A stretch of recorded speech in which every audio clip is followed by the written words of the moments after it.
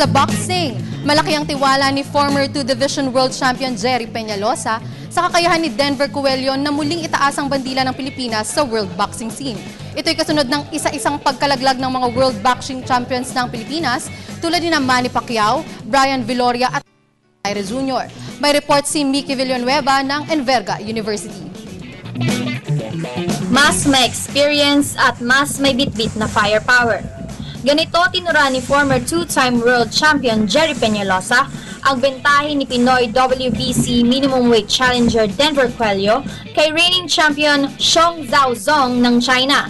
Ang dalawa ay nakatakdang magbangga para sa WBC 105-pound belt sa June 28 alinman sa Macau, China o Dubai. Kwento ni Fearless Jerry, sa height ni Zong na 4'11", tiyak na maharap ito sa mabigat na hamon laban kay Coelho na humataw ng 10 knockout wins sa kanyang huling 12 laban.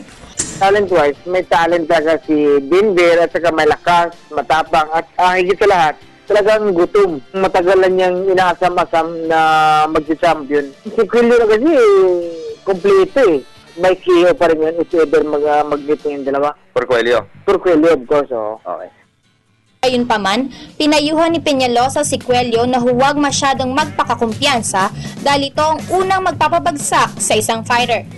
At hindi, lahat naman mangyayari sa taas ng ring eh. Pag sobrang kumpiyansa ka, yun ang mahirap. Kung sobrang kumpiyansa ka, overconfident ka, take advantage naman yung kalaban, sana maiwasan din yun.